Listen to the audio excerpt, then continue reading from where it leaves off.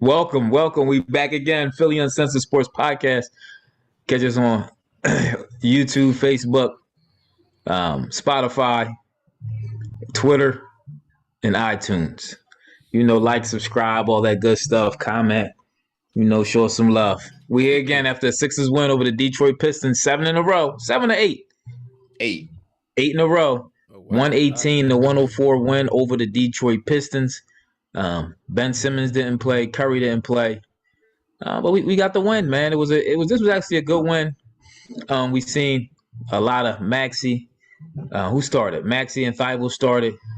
Good win, man. Good win. So I know I'm a hater. You'll say I hate on Ben Simmons, and he did good tonight. Oh, he didn't play. That's right. My bad. That's called I'm a hater. That's why they call you the hater. That's the definition of hate. That was good, solid win, man. Dwight Howard looked like Superman again. Yep. Detroit Pistons not a good team. They one of the worst teams in the league too.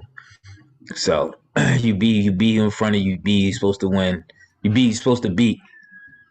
So where y'all want to start at? We can start with the We're young gonna boy, try to Max. get what we can get. We're gonna try to get what we can get tonight, y'all. Why? But you know what though? I will start and say this. Embiid looked different to me tonight from last night. Remember last night to me it seemed like Embiid kind of came out with the like the walkthrough type. He looked like he attacked early on the day. He got his point. He dropped 29 points in 22 minutes, and there wasn't no need for him to come back in the game. So, some of the stuff we was talking about last night, but some of that might have been because, like Ethan said, Maxey played tonight. Maxey brings energy. Thybulle brings energy, on the defensive end. And then even on the offense, like he got the breakaway steal, the dunk. I swear it looked like he gets up a little bit higher now than he was before. Maxey? Yeah, no, not Maxey. Thybulle. Thybulle seemed like he get up a little bit higher than he was. He does. I feel the same way. Yeah, but he active, man. He active. No, but you know what? I do got something about this game. Mm-hmm. Shake still worries me. Shake Milton worries me. I don't know what they running with in the playoffs. Is Shake gonna be a man coming off the bench court? I'd rather see Maxey over Shake right now in the playoffs, man. Maxey bringing the energy. Absolutely. He attacks. He young out, they might try to throw the experience thing. Which did Shake play in the playoffs last year against the Celtics? I said, yeah, but Shake ain't do nothing last year. So, Shake was our starter, remember? That's why we got thumped. No, we got dunked because we ain't had Ben. But I'm just saying, to Ethan's point, I agree. I think more and more this is showing the importance of putting Maxey in there. I mean, not Maxey. Maxey. I don't like Maxey running a point necessarily. I agree. Like Ethan was saying, he did good tonight, though. He did. He did. No, he bad did. Bad team. No. But this is what I'm saying, and too much of it. This not knocking him, but I'd rather like. This is to your point where you said about Shake. I'd rather see Maxey coming in and being that guy where you give him the green light to go out and create shots and score. You know how like it's like Shake. You give Shake the ball and you expect Shake to be like that. Lou will go out and score type. Let Maxey do it. Let one Maxey turnover, Maxey tonight. One turnover. He played well. Did y'all see that dunk he had? Yeah, the left hand dunk. That was nice. He got up on that one too. He did. But y'all still, Tim, I'm gonna ask you. You still happy with how George Hill been looking? He's still getting his feet wet with the team. I was expecting a little bit more at this point, but I'm reserving my judgment until at least the playoffs begin. Yeah, minus 3. He was 2 for 7. Was he 2 for 7? And 3 turnovers. I'm not happy with George Hill. I'll tell you that now. And the one thing that I liked about it is because our bench was playing so hideously with all the turnovers and stuff. But like you said, it seemed like Maxey is better at handling the rock now. Shake is a big problem for a lot of stuff that goes wrong off the bench. So now my thing is there's a clear issue with Mike Scott. Whenever he plays, his plus minus is just atrocious. It doesn't matter when he gets in a game. If he's in a game, he's going to have a negative plus minus. But today, his plus minus he was -6. Everybody was playing well. The moment he came in, we had a 20-point lead in the second half. And then the moment he comes in, it's cut to 10. Thankfully, I wasn't even going to touch on that part. But it wasn't all him. I mean, is it who he's in the game with? It doesn't matter. Everybody else is Yeah, it not. does. Yeah, it I don't does. think it mattered. When he started, he was starting trash. So then he come off the bench and he's being trash. So. George Hill had a -3. Isaiah Joe had a -8. Paul Reed -8. Tucker -10. That was the very end of the game when Detroit was still scoring, and we shut the game down. What I'm talking about when that's what George Hill -3. No, Mike Scott -6. He doubled. Mike Scott had significant minutes playing early on, and he's the only one. So when he comes in, everybody know we can attack this boy. This is what we're going to do everything. He may give you a couple points. You think, oh, Mike Scott scored, honest with you, but he's giving out 20. He's giving up 20. I think they playing him in the wrong position. Why is he always coming and play center? No, he came in power forward. Center? He was in there with Dwight. He ain't a power forward either. He's more of a small. He's not shooting small forward that can't handle play defense. All he do is shoot threes. He's more of a fan. He should be right in the stands with everybody else and chilling. I don't know, because a couple times I see him in there, he in there playing center and stuff. They just throw him in there wherever he fit in. Not today. No, they just try to give him minutes. That's all. I mean, but all minutes ain't good minutes. I mean, he was shooting 34% from three this year. I mean, that's not hideous. I mean, that's the lowest he's shot in years. But the bottom line is when he's in the game, he's ineffective. I just think he's on the tail end of his. He's been in the league for years. You know, everybody can't play as long as LeBron and all these other guys. I just think Mike Scott, he's got the best out of himself. I thought when he first came to the Sixers, I liked him. I just don't think that he has it in him anymore. Well, he's 32. He'll be 33 in July. Yeah. So good riddance. But what I will say is Dwight Howard. Y'all got to give props to that boy. Oh, yeah. Dwight Howard, he had a 3 in the game, but his just play. He's not even playing a whole bunch of minutes. Dwight hit a 3? Dwight shot it too, didn't he? He shot, he shoot tonight. He shot 2, I think. He shot 2 of them, didn't he? One of them was an air ball. The last one was an air ball. The fans love That's what I'm saying. When you got games like this, when you can have fun, you could do stuff like that. Like we need more people on our team to try to, do stuff like that, man.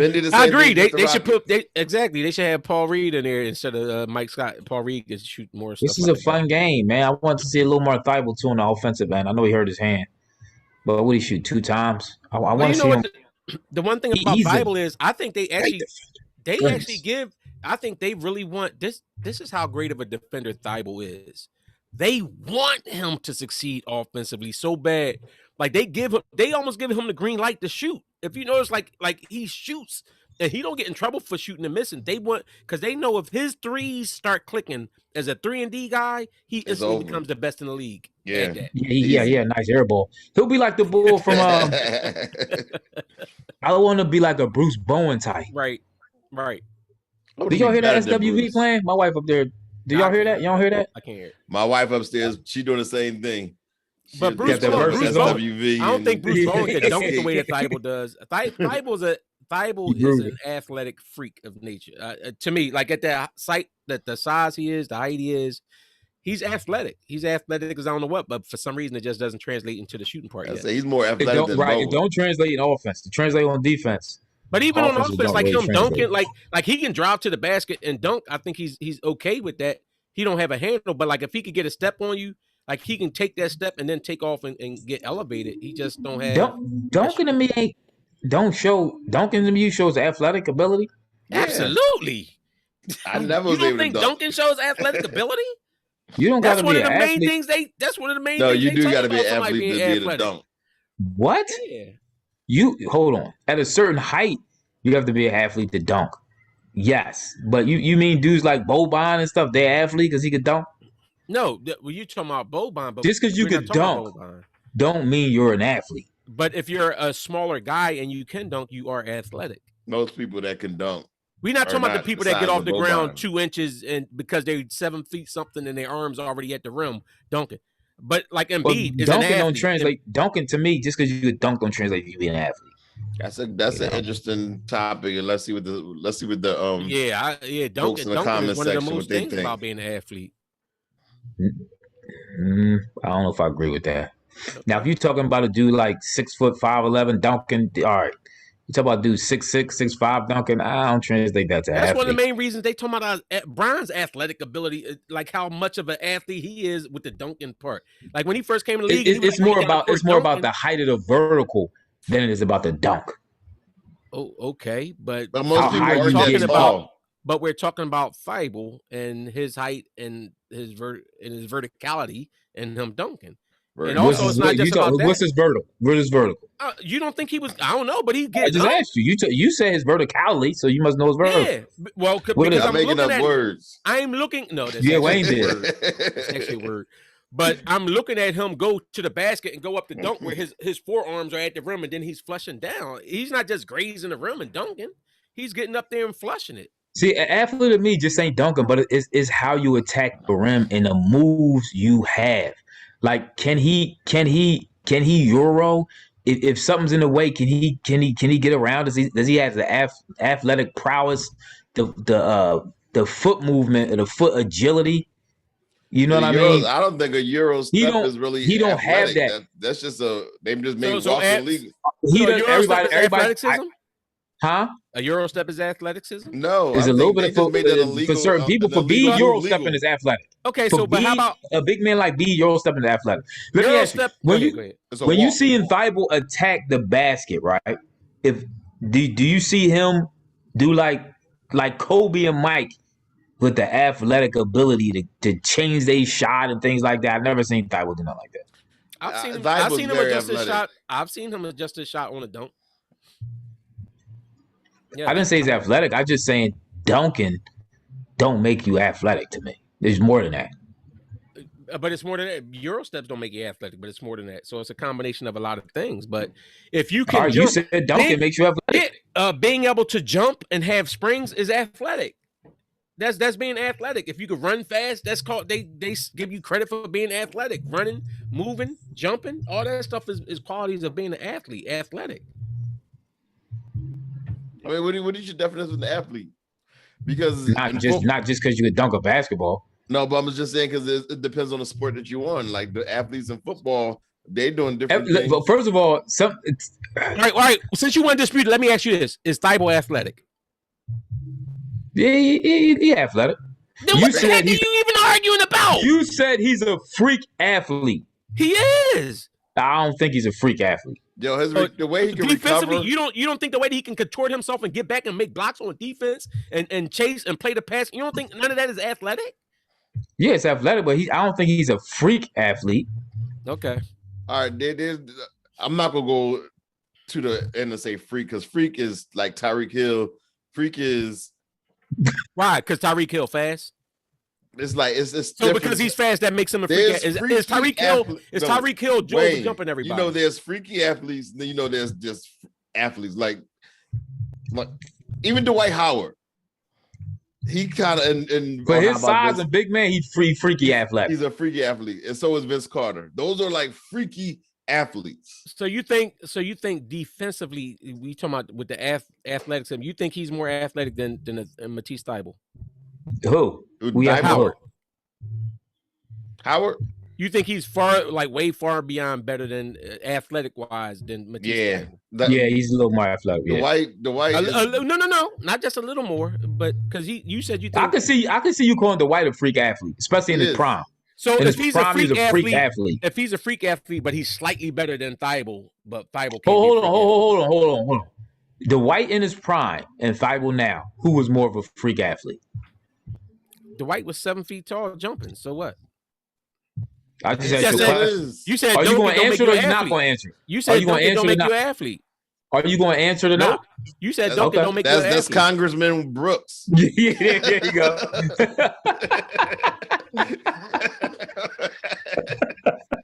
No. Honestly, Dwight was a freak of nature. Exactly. There you go. He just didn't want to admit it. No, Dwight was. But like when I look at defenders like Bruce Bowen, I think Thybulle's far more athletic than Bruce Bowen. Yeah. I agree with that. We all agree with that. But see, Bruce was at the end of that era. Where, you know what I mean? Where right now, I don't think he would be the same defender in this era as that era. Why not? It's more athletes. So you got to be more athletic to be that type. You got to of be a little more defender. athletic. Yeah, I never said Thybulle wasn't athletic. You said he was a freak athlete. I don't think he's a freak athlete. No, I think he's athletic. I just don't think offensively, like shooting wise. I mean, like, they I don't all think pretty much. See, do you think shooting is athleticism? Yeah. Why? I don't It's think all so. coordination. Oh, so Del Curry was a great athlete? No. He was a see. No. Why do you keep throwing words in like great? All right, because I'm talking about great athletics. All right, so you keep saying great. So was Del Curry? That's why I said something about. Was Del Curry athletic? Yeah. It takes a certain amount of athleticism. Yes. Was he a great athlete? No. They all are athletes, but he's not. Anybody in the NBA is athletic, right? If you want to say spectrum, he's not on the spectrum. When it comes like on a higher spectrum, you got Jordan, you got them freaks. Del Curry is on the very end as far as because he played basketball, so he's athletic. Now, I say this about Thybulle because I don't see the coordination to go along with it on the offensive end. But on the defensive end, you see it. Yes. You see how he recovers when he is. I think you need. Hold on. Do you think you need more coordination on offensive end or on defensive end? You think you need more coordination to score or more coordination to play D? To me, defense. Because defense, you trying to catch up. Yeah, defense, you have to react to what with offense, you have a ball in your hand. I get what you're saying. And with defense, you don't. So you have to have that coordination to dribble the ball and use the ball and still be able to control the ball and keep guys from getting it and score. Defense, you don't have that. But in defense, you have to react to. You're talking about these guys who are great athletes that you have to react to and get in front of them and position yourself. So I think it's equal. Nah, I don't agree with that. I think it's equal. I think it takes equal. How many non-athletic people you see play good defense or great defense? The boy had 5 steals. You can be non-athletic. The boy from Utah is the most non-athletic big man I've seen. He plays great D. I don't necessarily think he's necessarily non-athletic. He's non-athletic. Stop. You don't think it takes something to be that size and to play defense on a pick and roll and then get back and still get blocks? Yeah, it does. But why do you think he's not a great offensive player? Oh, because he don't got no offensive touch. Okay. Because his coordination? His coordination just fine catching oops and dunking it. Yeah, but what about having to dribble the ball at the same time and make a move? So that part of it he doesn't have. That's a part. That's a part of it. Listen, I get your point. Where y'all saying where I said freak athlete that might. I'm just looking at the way that the agility that he has to play the defense that he does and to get in the passing lanes and then to get up there and dunk and all that stuff. I do think that he's a very athletic person. He just don't have I think so too. Coordination down yet. He remind me of Iggy.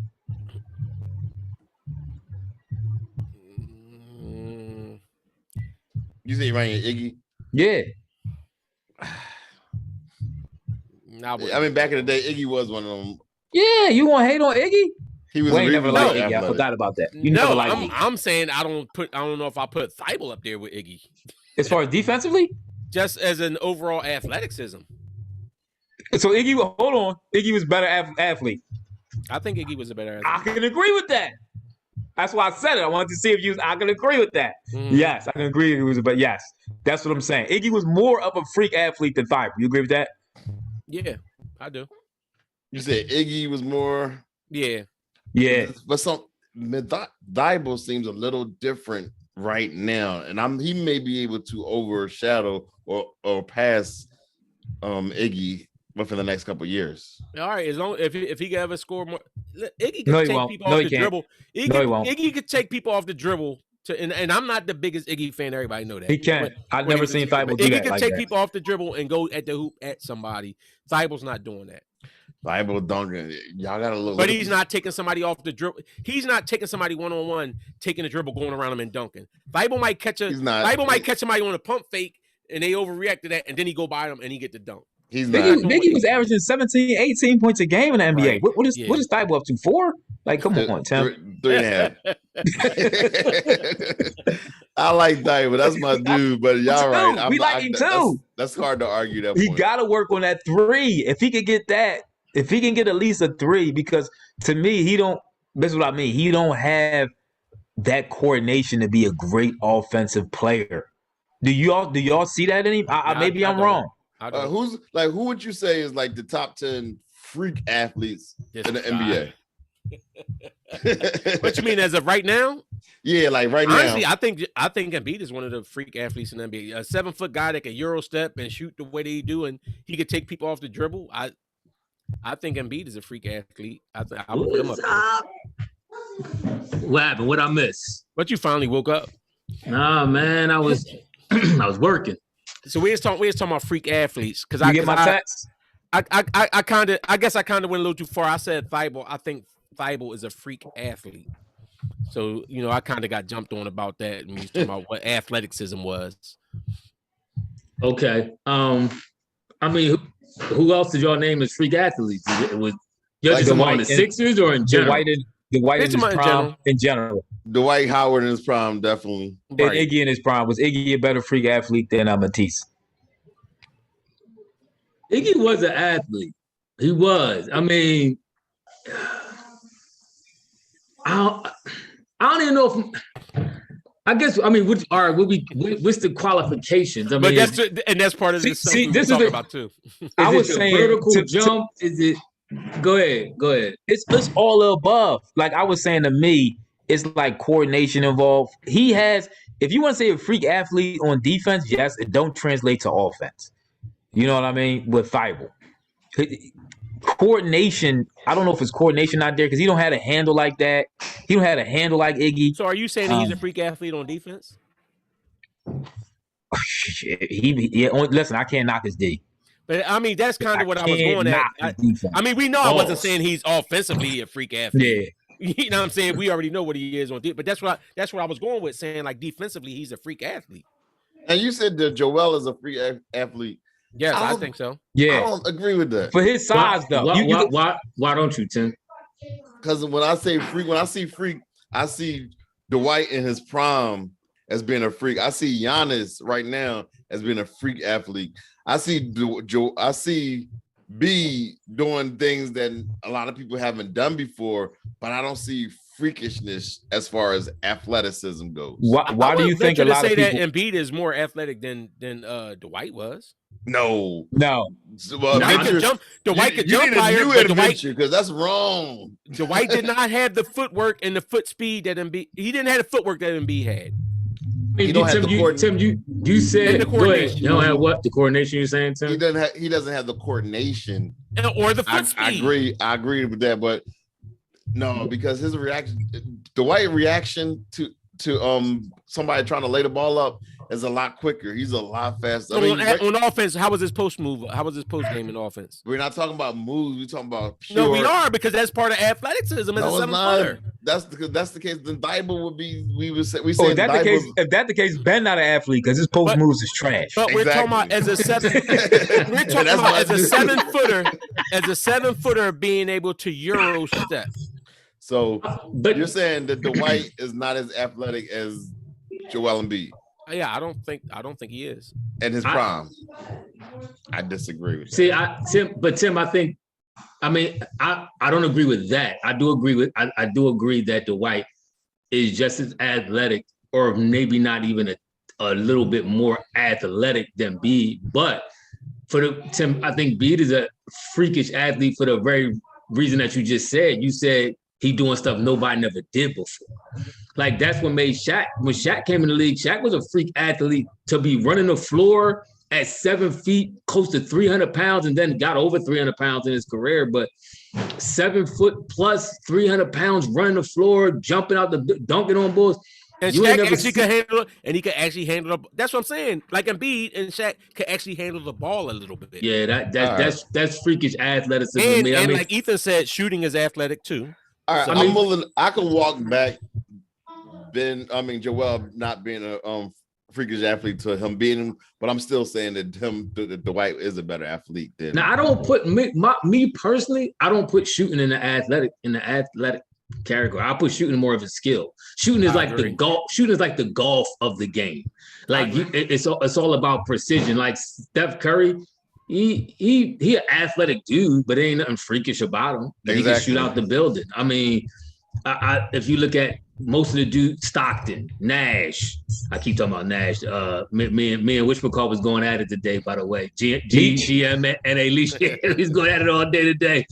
But I mean, I don't put shooting in that. That's like Tim said, that's a skill set. But I do, Tim, the Euro step for a 7-foot dude is athletic. You there's no way you can categorize that as not athletic. So Embiid on the next level. He freakish. I mean, for that size and his height, that's freakish athlete. Now, if you're saying you're comparing his athleticism to Russell Westbrook, of course it's not on the same plateau, but you're talking about a dude who's 6'4".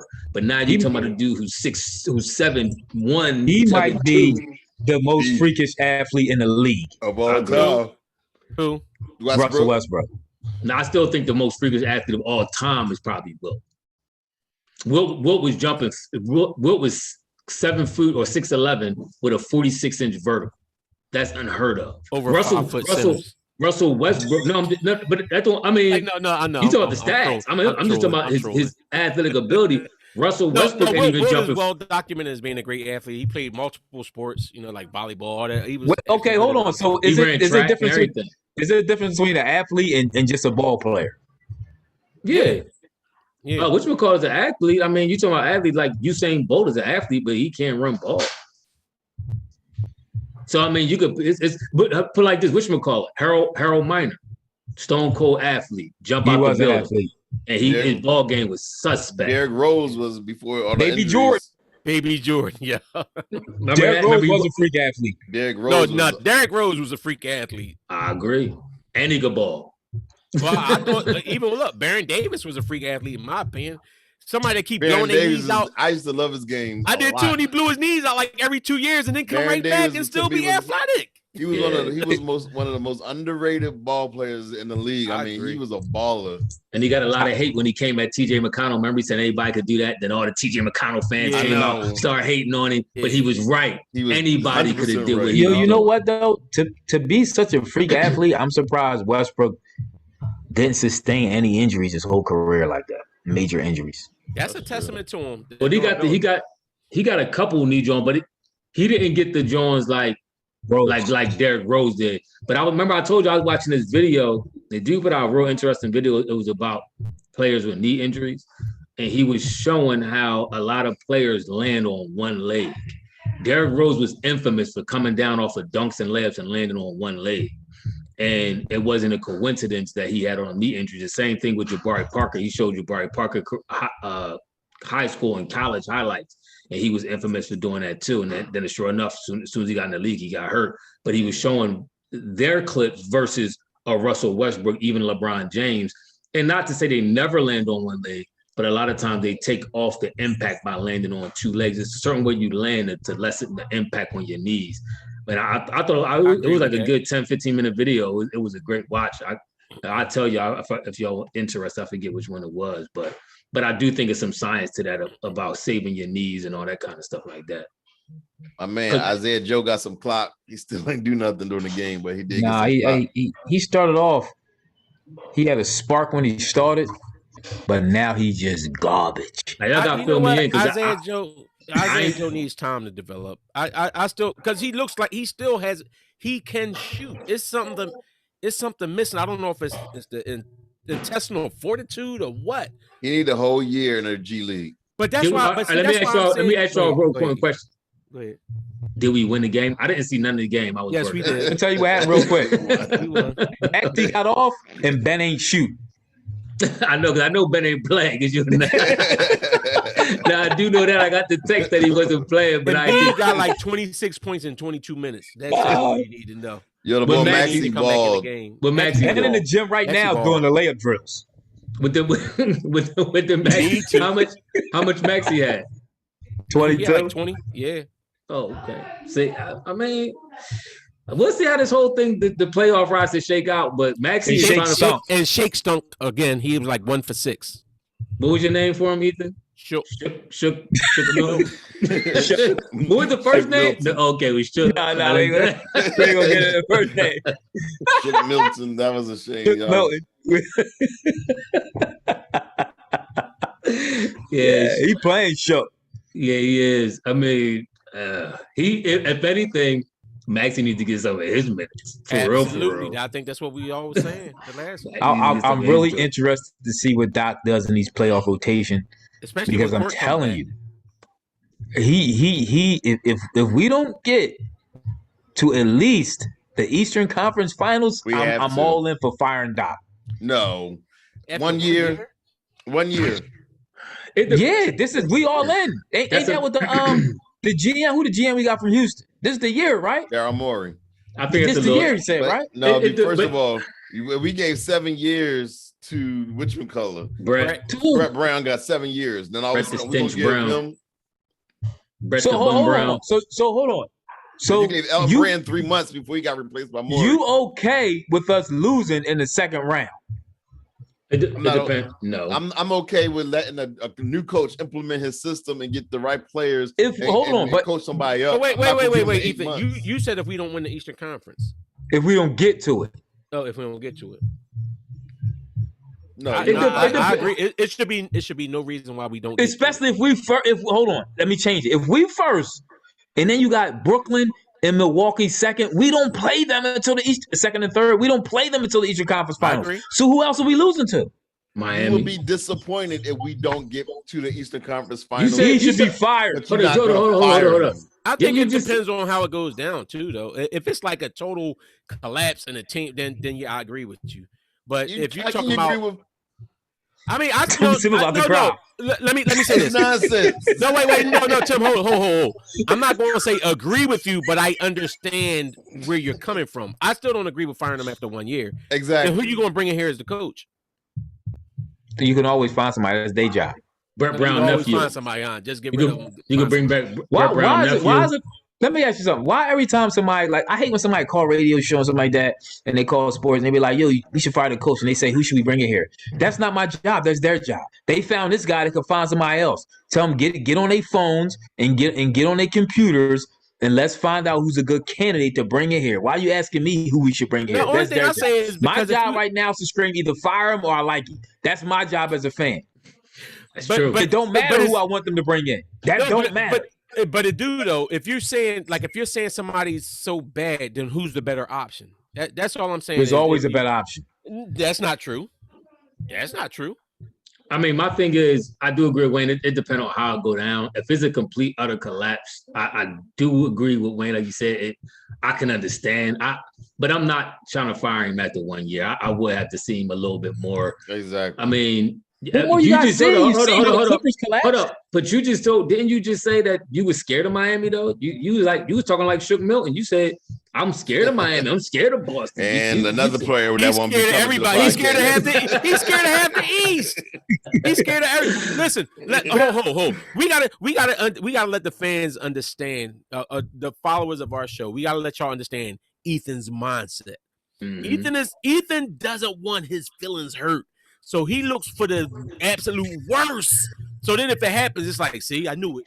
The year that comes from years of being a young boy and being like, we gonna go all the way. No, I'm gonna tell you. And he crying in his cereal at night, asking Ephraim if he can sleep in the bed with him. Like, can I sleep with you tonight?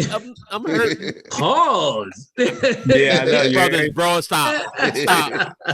His brothers. Stop. But look, but listen, it's a lot of truth to that though. So you gotta remember, we came up. I think, me personally, from what I remember, we bled green more than anything. We love basketball. We watch basketball. We watch, we follow Philly sports. But Eagles was the dominant force in our home. And year after year, they disappointed us. So I think Ethan, he got collars to it. So he tried to put up a little wall, a little front. Because when the Eagles would lose, I mean, the boy, you would see tears in his eyes. Like his eyes be welling up. Like if he would have blinked hard enough, a deer would have came down. He gonna cry in the car. Watch. Exactly.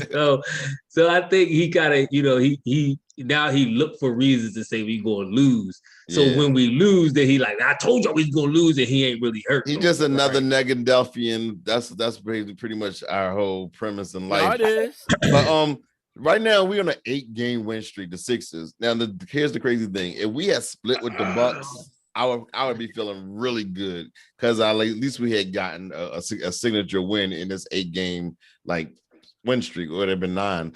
But the fact that we didn't beat nobody but cupcakes, we still really don't know with how we're gonna react come playoff. So we still time. putting the Clippers as a cupcake? Now I'm talking about this 8-game win streak. Okay. And before then, we lost 2 straight to the Bucks, and then we went on. Then we start winning against all these cupcakes. I mean, I guess my thing is, and I get everybody's concerned about the Bucks, but I just look to it when we played the Bucks and we didn't have Embiid, and we was playing the Bucks. We played the Bucks twice on a back-to-back on a second. That's the most heinous thing ever. How the Bucks get to play the Sixers and the Nets at home twice, and then on back-to-backs in these settings? Like that's, I guess, because they was the best team in the East last year, even though they lost in the playoffs in the second round. It's scripting it for the Bucks. But I guess because they giving them the roster, the schedule off of being the best team, and sometimes the best team get the advantage. They shouldn't. It should be opposite. Well, in basketball, it's usually not. But when you cutting games down, it's different. Like the scheduling is different. Kind of like how football, you give the best team, like you give them, the best team normally get the hardest schedule. You get no. You're right. You do. So yeah. To the NBA, they messed the game up. Back. Yeah, the NBA fraud. They scripting this for they probably didn't have no expectations for the Sixers to be as good as we were. They didn't expect us to be the number 1 seed in the league. We expect them to be good. Yeah, I don't think the league did. I think the league expected the Bucks and the Nets to be pretty much. Actually, I think a lot of people was questioning the Bucks because they lost the last 2 years. But they went out and they got significant. They still was the number 1 seed. They lost the last 2 years. They lost in it. But they lost what? They lost in the second round last year. They had 2 6. And the year before that, when they lose? They lost in the Eastern Conference, but then they lost in the second round last year. Yeah, but you act like losing the Eastern Conference Finals is losing early. We want the Sixers to get there. They was the number 1 seed at home, and they lost. It's not losing early, but it is not meeting the expectations set up. And they won the first. I get what you're saying, but they won the first 2 games. The expectation. They won the first 2 games of that series, and then lost 4 straight. So y'all saying the expectation after being a 7th seed 3 years ago, the expectation coming from a 7th seed was to win a chip? That's what y'all saying? No. In what world? No, they had NBA championship aspirations. Not immediately, they didn't, Tim. But the last 2 years they did. But the last 2 years, last year, that's what I'm saying. Like even the year, they didn't. They lost to Toronto. It was NBA. Everybody was saying, okay, they was the best team in the league. They was expecting them to get to the Eastern Conference Finals. They got there. Oh, okay, but they was expecting them to win in the East. Honestly, now they expect them to win. Listen, I do think 3 years ago, they was in 7th seed. Then he went from a 7th seed to a 1st seed in a year, and y'all expect the team to win a chip like that. This is what y'all expect to win a chip. Y'all expect a team go from 7. I don't even think everybody expect them to go from 7-1. But now since they went from 7 to 1, y'all want them to win a chip. But y'all excusing the Sixers who went from 6 to 1. That y'all not gonna fire Doc if we don't win the Eastern Conference, if we don't get to the Eastern Conference Finals. After 1 year but for the Bucks, it's a chip. For the Sixers, when we did, how many years the Bucks coach been there? 3, 4, right? His first year was when they went from 7 to 1. Okay. My point is, they went to the Eastern Conference Finals that first year. They won the first 2 games against Toronto, who just came. They got there. It don't matter what happened. They got there. Okay, it do because who did they play? Boston was not the same Boston. Boston didn't have Al Horford anymore, who was a crucial piece for them. And the only team Boston was beating was the Sixers. That's who Boston was beating. Listen, but it don't. You still got okay. Remember when the Sixers beat Indiana? Remember they kept losing to Indiana and they beat them? Was they the same Indiana? Yes. No, they wasn't. Yes, they was. No, they wasn't. Why weren't they? They was older and everything. But now we cool with that though. They were a year older. So they were a year older from the year before. And now we're seeing. But you're trying to make excuses. Okay. You're trying to down another team. Okay. But so you don't do it for our team. So they won the first 2 games and then lost 4 straight. And then the following year, in the second round, they made an earlier exit in the second round. Giannis got hurt. He wasn't hurt the first game when they got spanked by Miami, who was not. He still got hurt though. But one game don't dictate a whole series. But I mean, I see what you're saying, Wayne, a little bit. But I mean, last year was a little bit different. I mean, it was the bubble. He got hurt after the first game. So one game, I mean, we've seen teams lose first game. We saw the Golden State do it, come back 3-1 versus OKC. We seen Cleveland come back 3-1 on Golden State. So I mean, seen Denver do it twice in the bubble. Yeah. But my point is, the year before, we also seen the Bucks at home. Toronto coming in after they played a tough 7-game series against the Sixers. It was on a platter. The Bucks sat for like a week waiting for them to play. But Toronto got crazy though. The Bucks won the first 2 games, and when Toronto got their breath, they came back and mopped them. But remember what happened? Remember what happened in that series too. The Bull Van Fleet went completely off in that joint. Remember, he stunk up in our series. He had his wife was pregnant or somebody, his girlfriend or something, and then after all that cleared up, he went off. He went nuclear against the Bucks. So that was a large reason why they lost. They just got a hot hand at the right time, and he blacked out. So I think he hit like 23s in like 2 or 3 games. Why Giannis numbers drop in the playoffs every year? Everybody numbers drop. No, they don't. For the most part, if you look at they don't. Most of the time, the superstar numbers go up. No, if you look at a lot of superstars, they scoring. I don't know if it's scoring, but a lot of times they field goal percentage comes down. Sometimes they 3-point percentage comes down. Look at a lot of percent. Now they scoring maybe because they may get to the line a little bit more or something like that, and they may be a little bit more active shooting. But now, what are you talking about? Went down? Did his scoring go down, or did his field goal percentage? His scoring absolutely went down, and he shot 50% from the foul line. As opposed to his field goal percentage goes down. As opposed to his 63 during the regular season. Embiid's field goal percentage goes down terribly in the playoffs. His production. He's like 43% in the playoffs. Because you playing against better teams that can scout you more. That's what we're talking about. And they better defensive teams. They scouting you, so they know your weaknesses. And a lot of times you will see Bulls field goal percentage and 3-point percentage go down. Most superstar numbers go up because they play more minutes in the playoffs. Because they have a shorter rotation. Look. I mean, I didn't look at every superstar, but the last couple of superstars I checked out, they field goal, they scoring may go up because they, like you said, they're playing more, but they field goal percentage a lot of times drop down, and they 3-point percentage. If they're a 3-point shooter, they may drop down too. But I mean, we're gonna see all this about the Bucks and the Sixers. I'm not saying we can't beat them. I'm just saying if I'm a betting man, I bet on the Bucks because they have more firepower than we do, and they also play defense. I know we talk about our defense a lot, and I think our defense is a little bit better, but Bucks ain't no slouches. Giannis plays defense. Which McCall play defense. Holiday play defense. Lopez, big body in the middle. You got I don't know about Middleton too much, but they play defense. They're not a whack squad. So we gonna find out. We're gonna find out. I'll tell you, did Seth play tonight? No, he was out. He was out. Okay. His ankles. He got him. His ankles wrapped. Oh boy. Right. Got any final thoughts before we roll out here? Hey, cut off already. I thought he was in the middle of conversations, but okay. Tim at it again, y'all. Hey, see? Get him in that comment That's because section. Tim went off the camera for a little bit. His wife gripped him up like, listen, there's two nights in a row. Tim all. Like, look how wrinkled his shirt is. Look at his collar right around here. That joint was gripped like this. Like, I'm just saying, I wasn't gonna be around. He like wrapping it up. We're gonna wrap it up in 5 minutes. Watch. Yeah. I'm gonna go to the shelter. I'm a better husband. But no, the Sixers took care of business. They beat the team that they were supposed to beat. Special shout. We gotta get some shout outs. You got some shout outs, Ephraim? I'm a little off my game today. I was going at it with your man GMNA Leach. Man, was going back and forth in the comment section because he keep trying, and I understand his point. I just want him to understand my point as well when it comes to about bet, Right, because he a lot like Wayne. I think I truly believe it may be Wayne trolling and he may actually have a burner account. It might be Wayne with a burner account because some of the same stuff he said when I said, "What about Ben 3?" He said, "I don't care about his 3." That's what he said. So because we was arguing Ben over Nash, and I guess he'd take Ben. I would not take Ben over Nash, but over Nash. He said he'd take Ben over Nash.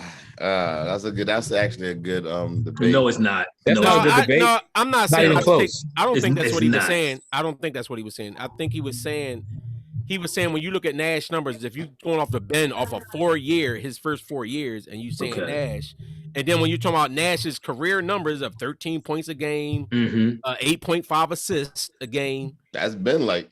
Okay, so what was you saying, Wayne? So what point was you making? No, I'm saying that you GMNA leads. I mean, I think he makes an excellent point about when you talking about career numbers. I know that's not the same. It's not the same. Why it's not the same? Just because he shot better? No, he wasn't even the same situation. Ben came in as a starter, as as a main player on the team. Mm-hmm. Well, Steve Nash didn't come in like that. Steve Nash ain't score 18 points a game to like his. He didn't come in like that in his first year. So when did he score? So when did he score 18 points a game? Pick in that 96 draft either. What you say? Ben Simmons wouldn't have been the number 1 pick in that 96 draft that Steve Nash was in. Because that was the Kobe draft and the Iverson draft and the Marcus Camby draft. All of them bulls was in that draft. Yeah, that was a great draft. Ben wouldn't even been in that draft. All I'm saying is it took Nash until like his 8th, like I guess I'll say like 6th year. I gotta look at the numbers, but it was like at like 5th or 6th year. So yeah, I'm not saying that he would have the same, but his 5th or 6th year, he ended up in like 18 points a game or whatever. But for the rest of his career, he was hitting like 14, 15. Matter of fact, he started out with like 10 points or something like that. Then he went up to like 13 or 14. So it's not like he had a career of 18 point a game seasons. But that being said, I'm not putting Ben over him just because I'm not going to put somebody 4 years in the league over somebody that played as many years as Nash did at the level he did. I don't agree with that. That draft, Steve Nash didn't even come in starting. Steve Nash didn't even start till his 5th year. But usually when somebody say a quick question, they had something else. They was no, but I'm glad. No, but you try to get off the topic real quick. But I'm glad Ethan addressed that because this is what I'm talking about though. When everybody talk about Ben, and I understand that everybody look at the defensive intangibles and how he facilitate and all that, and that's cool. I'm not hating on that, but listen. At a certain point, you do have to wait, real quick. Steve Nash was starting his 3rd year in the league. So what are you saying? He played 40 games for Dallas and started 40 games. So what happened his 4th year? So, but I don't know. I guess he wasn't as good as a starter as they wanted him to be, so they put him on the bench. So you played 40 out of 82. No, he played 40 out of 40 games. And how many games in a year? Out of 40 games he played. What was that? The strike shortened season? 99, 98, 99. It was more than 40 games, like 50 games that year, wasn't it? But he played 40 games and started 40. So was he a starter? He wasn't a full-time starter. Was he a starter? No, don't politic now. No, you tell me about politics. He wasn't a full question. Was he a starter? No, he wasn't a full-time starter. Why wasn't he? If he played 40 games and started because he didn't start the following year after that. But whenever because he wasn't as good when he started, so he wasn't a full-time starter. Hold on. But let me finish my point. But my thing with Ben is But it don't matter. If you in his first year he started, he only averaged 11 points. No, Tim, but you trying to change the subject. We're gonna come back to you. But my thing, but nobody remembers. No, I'm gonna hear you out, but I just want to keep on this real quick. Okay. Ben Simmons, this is the problem that I had when everybody talk about that and compare him to other people. He has not progressed. If you look at Nash stats actually increased until he crescendoed at 18 points a game. Ben has actually went backwards this year. So I mean, this is one. If you look at just his game, forget his stats, throw all stats out the window. If you look at his game, the only thing that has increased slightly to me is his defense, and to me, it's not as meteoric as people try to act like it's the defensive player of the year. I do not think so. I don't think he's even close to defensive player of the year, in my opinion. Well, players that will never be on a podcast. Well, guess what, Ephraim? I'm going to dispute your point because Nash first year 3 points a game, then 9, then 7.9, then 8, then 15, 16, 19, 17, then down to 14 and 15. So he wasn't just on a steady incline. He wasn't just on a steady incline up. You pretty much showed me that it was an incline. What the year he averaged?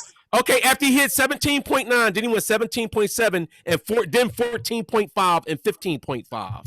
So he dropped back down. But you said he went up to 19, right? No, he never been to 19. You said 19. It was like 18.6. I said 17.9. He went up to 17.9. Right. Then he dropped to 17.7. Then he went all the way down to 14.5, 15.5, and then he went back up to the 18s. But my thing is, see, stop with this. Stop with this. And this is why I said throw the numbers out the window, because I'm talking about his game. Oh, now we throwing numbers out the window? No, this is why I said that, because we're talking about his game. Ben's game is still the same. Nash obviously showed that he increased. His handle probably got better. His jump shot got better. His free throw got better. And his assists went up. When the scoring went down, his assists went up. What has Ben done to better his game? This is what I'm saying. Is his jump shot better? No. Is his free throw better? No. Is his mid-range better? He got a better mid-range? No. Is his post back to the basket game better? No. Nothing is better. And what year improved on nothing offensively. And what year did Nash numbers go up to that? Like his 6th or 7th year? So you think that he in his 6th or 7th year, just 1 year, he just his game just got better in just 1 year. You don't think it was no improvement from year I know is he was starting 1 year and then they put him on the bench. So you don't think something to that. So you don't think from year 1 to year 6 it was no change in his offensive game? I feel like first of all, we Elijah know what Muhammad when he got defense. muted by Malcolm X. My bad, Tim. We know what no change in his defensive game because it was non-existent. You are suspended. And you can That's all y'all boys go to is Ben defensive game, which is subpar at best. No. Okay. See, now you're being really disingenuous. So then, how about the rebound? No, I'm talking about. Does rebounds count? I don't count. Does steals count? Do rebounds count? Do blocks count? Not in their opinion. I don't mean that counts. When I say favorite player is no other than what's the boy name? Curry boy. When I say subpar, Curry at least gets steals though. When I say subpar, I mean how he increased is subpar. He has very good defense, but y'all act like it's some big explosion of defensive, of defense. It's only a little bit better than when he started. It's not that crazy. But he started at an elite level. He started at a good level, and now he's better. And now he's elite. Now he's he's not. Thybulle's elite. Thybulle's elite. So being considered for defensive player of the year is not elite defense? Not in my opinion. I don't think he's a defensive player of the year. Who's considering him? Everybody. But he's leading the league right now. He's number 1 and Thybulle's number 5. This is it. Once again, let me okay. All right. So let's get this straight. So y'all how much stock y'all putting on these dudes who vote? Like any other time, they nobodies to y'all. They talking heads, right? Now that Ben is a ranked number 1, all suddenly these dudes are so smart. These are the same dudes who when Klay Thompson was guaranteed bona fide, one of the best on-ball defenders, one of the best two-way players in the league. Do you realize Klay Thompson didn't make an all-defensive team until last year? The year before he got hurt was the first time he ever made it to an all-defensive team. And he's been known for the past 5 years to be one of the best on-ball. I don't care about these dudes who vote. I don't care about the unanimous MVP that Curry wrote. I don't care about... Can I ask you, then why did you ask us who thinks that he's an elite defender? I'm talking about out of y'all. Like, y'all really think that? We already told you we think so, but you said nobody else thinks that, and we're just telling you that evidently people do if they're rating them. He answered your question. My point is, y'all keep trying to act.